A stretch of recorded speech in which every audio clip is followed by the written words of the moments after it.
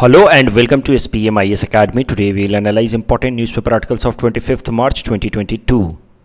Please note you can download the PDF version of today's newspaper analysis by clicking the link given in the comment section. You can also join our WhatsApp group through the link given in the description section for more study materials. This is the list of the topics that we will be covering from today's newspaper. The first article is about discrimination against Northeast people.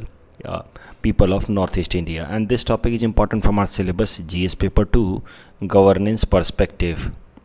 तो देखिए ये article हम क्यों cover कर रहे हैं, हाल फिलहाल में क्या डेवलपमेंट्स हुए हैं regarding discrimination against north east people, वो देखते हैं। तो एक बात तो आप सब एक्सेप्ट करेंगे कि पीपल फ्रॉम नॉर्थ ईस्ट, हम सबको एक डिस्क्रिमिनेशन फेस करना पड़ता है, racial discrimination when we move to other parts of India. तो ऐसे इंस्टेंसेस पहले भी आए हैं, कुछ एग्जांपल्स मैं आपको इस आर्टिकल से भी दूंगा आने वाले स्लाइड्स में।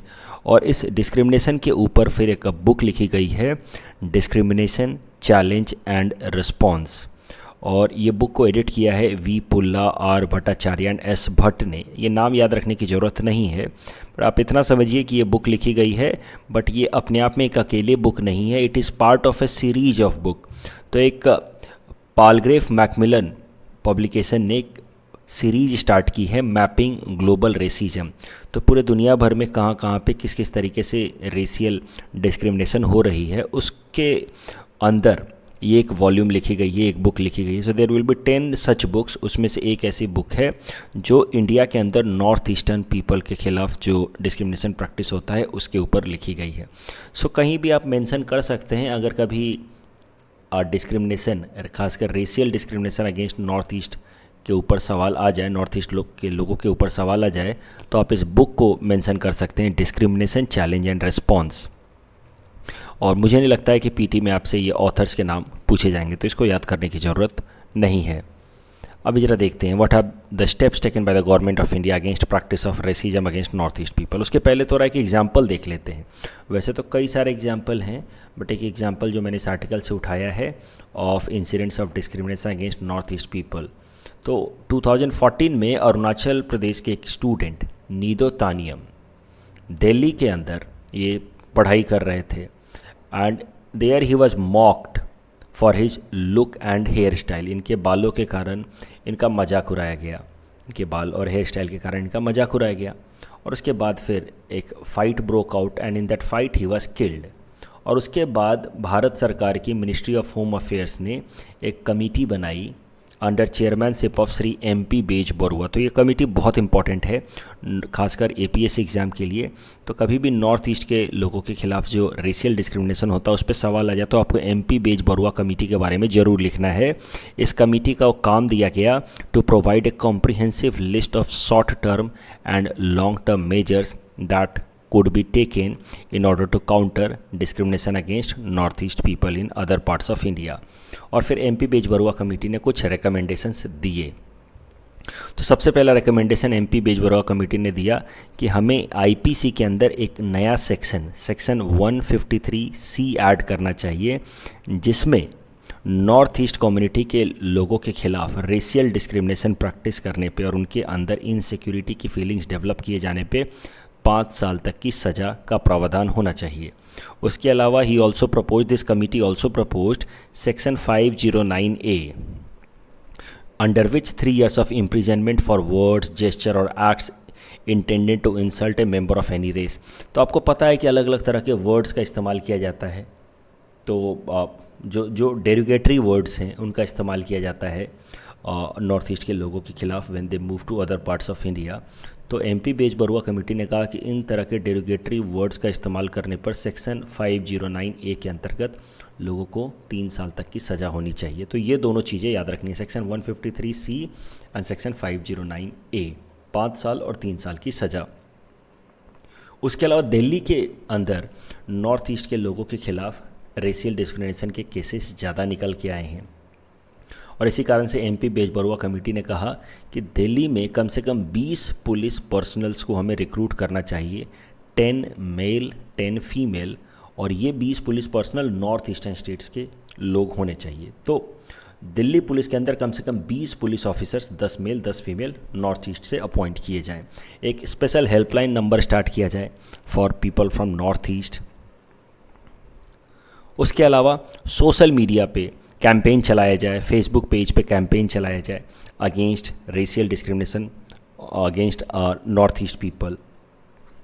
हर एक जगह पे फेसबुक पेज के लिए या अलग अलग सोशल मीडिया पेज के लिए एक नोडल पुलिस ऑफिसर होना चाहिए जो इस बात को वॉच करे कि कहीं साइबर बुलिंग तो नहीं की जा रही है नॉर्थ ईस्ट के लोगों के खिलाफ सोशल मीडिया प्लेटफॉर्म्स पे। और नॉर्थ ईस्ट के लोगों के बारे में, उनके हिस्ट्री, उनके कल्चर के बारे में इंडिया के बाकी सेंट्रल यूनिवर्सिटीज़ में पढ़ाया जाए, करिकुलम में उनके बारे में ऐड किया जाए, ताकि लोगों को पता चले कि नॉर्थ ईस्ट का कितना सिग्निफिकेंट कंट्रीब्यूशन है हमारे हिस्ट्री में, हमारे कल्चर में। क्योंकि कुछ बेवकूफ़ लोग, उनको समझ ही नहीं है कि नॉर्थ ईस्ट ने कितना सिग्निफिकेंट रोल प्ले किया है हमारे फ्रीडम स्ट्रगल में भी। क्योंकि कुछ बेवकूफ़ लोग इस तरह के भी स्टेटमेंट दे देते हैं कि you are outsider if you go to other parts of India. तो और इसके पीछे एक कारण है जिस तरह का हमारा करिकुलम है। आप एनसीईआरटी की किताबें देखें तो उसमें नॉर्थ ईस्ट की हिस्ट्री के बारे में बहुत कम जिक्र है। तो इसी कारण से हमें ज़रूरत है उस करिकुलम को बदलने की और नॉर्थ ईस्ट के बारे में भी ज़्यादा ज़्यादा चीज़ें बताने की, ताकि हमें रियलाइजेशन हो और बाकी पार्ट्स में जो लोग रहते हैं इंडिया के, उनको समझ आए about the culture and history of North East. Overall आप कंक्लूजन में क्या लिख सकते हैं? How can we fight this evil of racism against people of North East? तो 2 स्टेप्स लेने हैं। नॉर्थ ईस्ट स्टेट्स की जो सरकारें हैं उनको भारत सरकार को रिक्वेस्ट करना चाहिए कि एमपी बेज बरुआ कमेटी के रिकमेंडेशंस को पूरी तरह से इम्प्लीमेंट किया जाए। और जो बाकी अदर दैन नॉर्थ ईस्ट की जो सरकारें हैं उनको ये बात समझनी है और वहाँ के लोगों को ये बात समझनी है कि ये जो लोग भी रेशियल डिस्क्रिमिनेशन प्रैक्टिस करते हैं वो बहुत कम संख्या में हैं। They are fringe elements of society. लेकिन ये फ्रिंज एलिमेंट्स अपनी बेवकूफ़ियों के कारण they are creating a rift in the society, they are weakening unity of our country. और इस कारण से चाहे स्टूडेंट्स हों या मीडिया ग्रुप हो या गवर्नमेंट हो, उनको इस तरह के फ्रिंज एलिमेंट्स को रिस्ट्रिक्ट करना चाहिए। So this is how we can fight this evil of racism. The next article is about supreme court panel report on silent majority. तो ये वर्ड साइलेंट मेजॉरिटी काफ़ी इंपॉर्टेंट लगा मुझे। एसए में भी इस्तेमाल हो सकता है, पीएसआईआर ऑप्शन स्टूडेंट्स के लिए भी यूजफुल हो सकता है, इंडियन पॉलिटी में भी इस्तेमाल हो सकता है। तो देखते हैं ये वर्ड क्यों इस्तेमाल में आया है, क्यों ये न्यूज़ में आया है। तो आपको एक बात तो पता होगी कि लगभग अब 2 साल हो गए इस बात को। मई 2020 में भारत सरकार 3 बिल लेकर के आए रिगार्डिंग फार्म रिफॉर्म्स या एग्रीकल्चर रिफॉर्म्स। ये 3 बिल के ऐसे नाम थे: farmers produce trade and commerce bill, farmers agreement of price assurance services bill and essential commodities amendment bill. ये तीनों बिल का अगर आप मेन फोकस देखें तो वो ये था कि एग्रीकल्चर को थोड़ा सा लिबरलाइज़ किया जाए, उस पर कंट्रोल, भारत सरकार का कंट्रोल कम किया जाए, उनको ज़्यादा से ज़्यादा मार्केट ओरिएंटेड बनाया जाए विथ एन गोल कि फार्मर्स को मार्केट से बेहतर रिटर्न मिल पाए ऑन देयर प्रोडक्ट्स। तो यही मोटा मोटा गोल था। लेकिन इन तीनों फार्म बिल्स के खिलाफ काफ़ी ज़्यादा प्रोटेस्ट स्टार्ट हुए, खासकर 2 स्टेट्स में, पंजाब और हरियाणा में। क्योंकि पंजाब और हरियाणा के फार्मर्स ये एलिगेशंस लगा रहे थे भारत सरकार पे कि भारत सरकार ये 3 बिल लाने के बाद धीरे धीरे एमएसपी ख़त्म कर देगी। वो बात अलग है कि एमएसपी और इन 3 बिल्स का कोई डायरेक्ट रिलेशन था नहीं। भारत सरकार ने इन तीनों ही बिल में कहीं भी एमएसपी का जिक्र किया नहीं था। लेकिन फार्मर्स या उनके फार्मर्स यूनियन का ऐसा एलिगेशन था कि ये 3 बिल की मदद से भारत सरकार चाह रही है कि फार्मर्स ज़्यादा से ज़्यादा मार्केट ओरिएंटेड या मार्केट डिपेंडेंट हों and they get better return on their produce through market itself. That means कि भारत सरकार अपनी रिस्पॉन्सिबिलिटी कम करना चाहती है to ensure a fair price to the farmers through MSP. तो ये एलिगेशंस थे और फिर प्रोटेस्ट स्टार्ट हुए।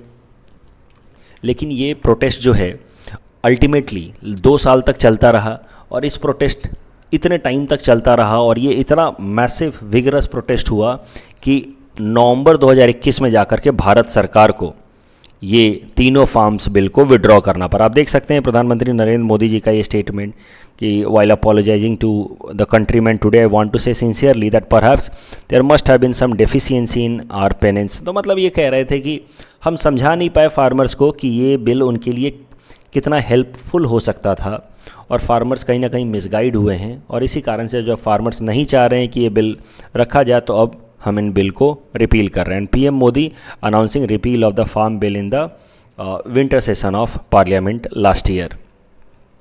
अब करंट न्यूज़ क्या है, ये तो लगभग 6 महीने पहले ही विड्रॉ कर लिया गया था, रिपील कर दिया गया था इन 3 फार्म बिल को। फिर करंट न्यूज़ क्या है, करंट न्यूज़ ये है कि सुप्रीम कोर्ट ने एक पैनल अपॉइंट की थी to study these farm laws, कि इन फार्म लॉज को कितने फार्मर्स सपोर्ट कर रहे थे, कितने फार्मर्स इसके अगेंस्ट हैं। तो सुप्रीम कोर्ट के इस पैनल ने अब जाकर के रिपोर्ट पब्लिश की है, और इस पैनल के रिपोर्ट के हिसाब से the majority of the farm unions and the farmers supported the farm bills। लेकिन दिक्कत क्या है कि कुछ एक स्टेट्स के फार्मर्स या कुछ एक स्टेट के फार्मर यूनियंस वो इतना ज़्यादा प्रोटेस्ट कर रहे थे और वो दिखा रहे थे कि हम ही हैं फार्मर्स, और पूरे इंडिया के फार्मर्स प्रोटेस्ट कर रहे हैं, लेकिन ऐसी बात थी नहीं। ज़्यादातर जो फार्मर्स थे या फार्मर यूनियन थे वो इस बिल के फेवर में थे, बट दे केप्ट क्वाइट, वो साइलेंट रहे। जबकि कुछ एक फार्मर जो माइनॉरिटी में थे उन्होंने काफ़ी ज़्यादा प्रोटेस्ट किया, और रिगरस प्रोटेस्ट और मूवमेंट के कारण सरकार को ये बिल वापस लेना पड़ा। और इसी कारण से सुप्रीम कोर्ट के इस पैनल ने रिपोर्ट में लिखा है कि it is unfair to this silent majority.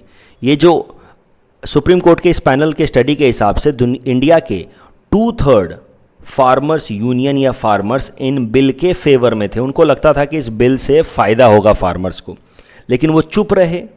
जबकि 1/3 फार्मर्स के आसपास उन्होंने इतना विगरस प्रोटेस्ट किया कि सरकार को ये बिल वापस लेना पड़ा। तो जो मेजॉरिटी थी वो चाहती थी कि ये बिल रहे, फिर भी ये बिल वापस हो गया। So this is how the panel says कि it is unfair to this silent majority. Silent majority, अब इस पे फिर आप कैसे इसका एसए में या आप पीएसआईआर ऑप्शनल में या फिर आप और पॉलिटी में, इंडियन पॉलिटी में जीएस पेपर 2 में इसका इस्तेमाल कर सकते हैं। आप लिख सकते हैं कि इंडिया के अंदर डेलिबरेटिव डेमोक्रेसी डिक्लाइन हो रही है। डेलिबरेटिव डेमोक्रेसी मतलब जहाँ पे किसी भी मुद्दे पे भरपूर चर्चा हो, डिस्कशन हो, अलग अलग सेगमेंट का ओपिनियन लिया जाए और बाद में फैसले लिए जाएं। इंडिया में डेलिबरेटिव डेमोक्रेसी डिक्लाइन हो रही है। इंडिया में नॉइजी डेमोक्रेसी का राइज हो रहा है। नॉइजी डेमोक्रेसी वो होता है जहाँ पे लोग प्रोटेस्ट करके, शोरगुल मचा करके, सरकार पे दबाव दे करके अपनी बात मनवा लेते हैं। व्हेन पीपल और groups are more vocal and assertive about their demands irrespective of the gravity of their proposal. उनकी बातों में दम हो ना हो, उनकी बातों में मेजॉरिटी का सपोर्ट हो ना हो, मेजॉरिटी का ओपिनियन उनके फेवर में हो ना हो, yet they present themselves in such a vocal and assertive manner कि उनकी बातें सरकार को माननी पड़ती है मजबूरी में। और इस तरह की डेमोक्रेसी का राइज हो रहा है। कुछ फ्रिंज एलिमेंट्स अपनी बातें सरकार को ज़बरदस्ती मनवा रहे हैं, और इसको हम लोग कहते हैं नॉइजी डेमोक्रेसी। और नॉइजी डेमोक्रेसी का राइज हो रहा है, और जो मेजॉरिटी है वो साइलेंट रह रही है।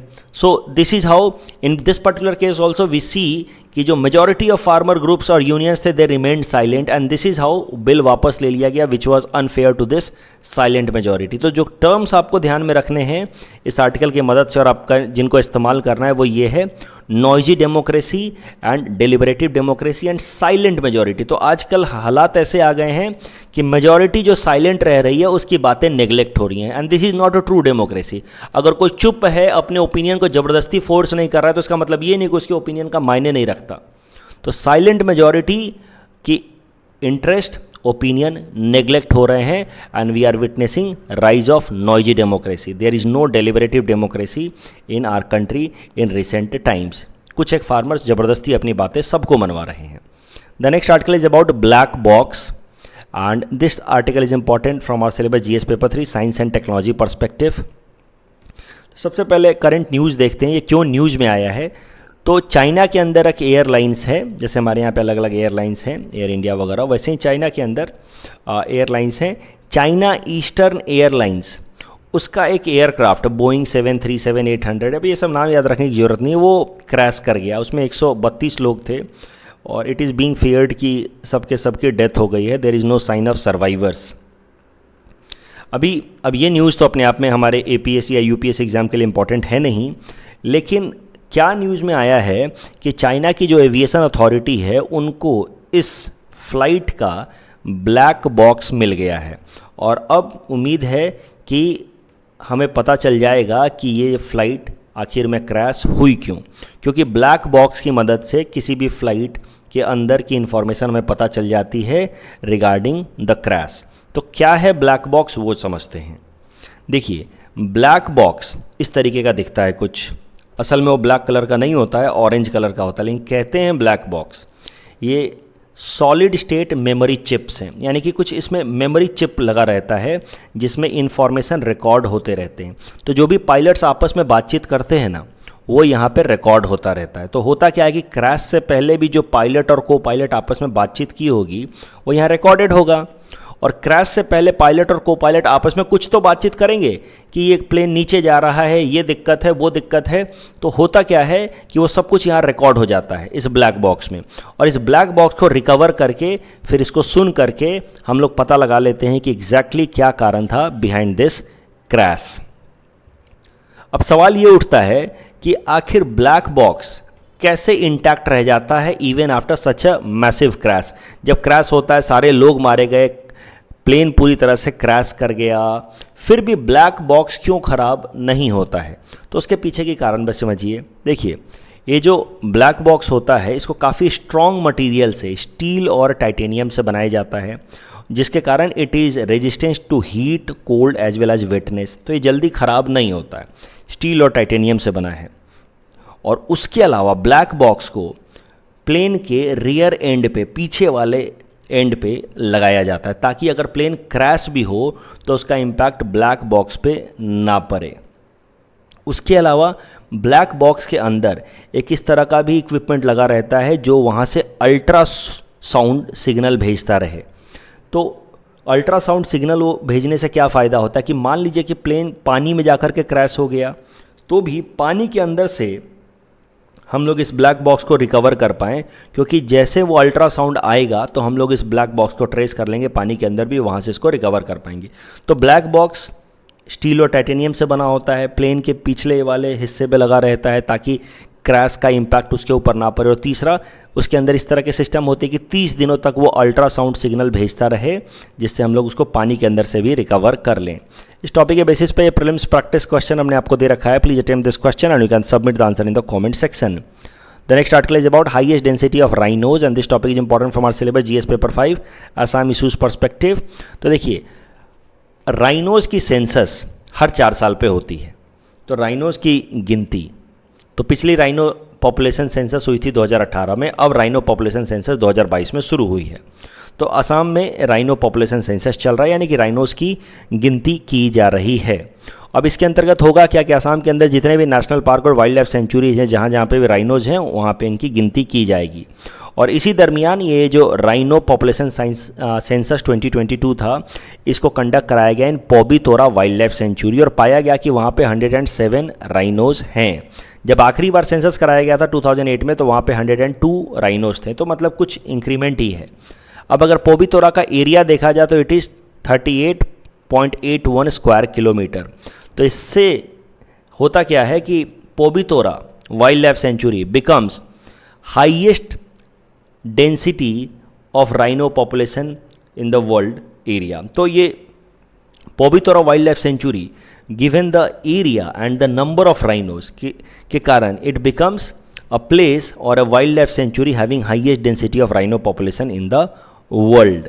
एक बात आपको और ध्यान रखनी है, कभी मान लीजिए पोचिंग पे सवाल आ जाए राइनोज के, तो 2014 के बाद से आज तक पोबितोरा में राइनो पोचिंग के कोई भी इशूज़ या इंस्टेंसेस नहीं हुए हैं। इस टॉपिक के बेसिस पे ये प्रीलिम्स प्रैक्टिस क्वेश्चन हमने आपको दे रखा है। ये एक बार यूपीएससी में पूछा था, तो इसको सॉल्व करने के लिए यहाँ पे थोड़ा हिंट्स भी दे रखा है मैंने। ये सवाल थोड़ा अलग है, जो मैंने पढ़ा है उससे थोड़ा अलग है, बट फिर भी इसको सॉल्व कीजिए, और सॉल्व करने के लिए यहाँ पे मैंने हिंट्स दे रखा है। The next article is still from Assam issues perspective. It is about eligibility criteria for Guwahati municipal corporation polls. So as per Guwahati municipal corporation amendment act 2019, अब गुवाहाटी म्यूनिसिपल कॉर्पोरेशन के इलेक्शन लड़ने के लिए ये फॉलोइंग एलिजिबिलिटी क्राइटेरिया होनी चाहिए। सबसे पहले, the candidates must have a functional sanitary toilet at home. दूसरा, 2 चाइल्ड नॉर्म्स, यानी कि कैंडिडेट के 2 बच्चे से ज़्यादा नहीं होने चाहिए। तीसरा, एजुकेशनल क्वालिफिकेशन, तो कैंडिडेट के पास बैचलर्स डिग्री होनी चाहिए। लेकिन अगर वो शेड्यूल कास्ट या शेड्यूल ट्राइब कैटेगरी को बिलोंग करते हैं तो फिर उनके पास कम से कम HSS LC या इक्विवेलेंट एग्ज़ाम की डिग्री होनी चाहिए। उसके अलावा अगर किसी कैंडिडेट के ऊपर करप्शन के चार्जेस चल रहे हैं या कोई भी एलिगेशंस हैं, केस चल रहा है या कन्विक्शन हो रखा है तो उस कैंडिडेट को भी डिस्क्वालीफाई कर दिया जाएगा। अब इसका कहाँ इस्तेमाल करेंगे? मेंस आंसर राइटिंग में। तो कभी भी सवाल आ जाए कि what steps have been taken to promote sanitation या पॉपुलेशन कंट्रोल या एजुकेशन या रिड्यूसिंग करप्शन, तो वहाँ पे आप लिख सकते हैं कि हाल फिलहाल में Guwahati municipal corporation amendment act was brought in order to promote all such things. कल जो हमने आपको प्रैक्टिस क्वेश्चन दिया था उसका आंसर देख लेते हैं। Headquarter of OIC is not in Mecca, it is in Jeddah, so this is wrong. Pakistan holds present chairmanship of OIC, so this is right. And no European country is member of OIC, this is also wrong क्योंकि Turkey इसका member है, so the correct answer is option B 2 only. Tuberculosis is a bacterial disease caused by Mycobacterium bacteria. That's all from our side for today. Thanks for watching.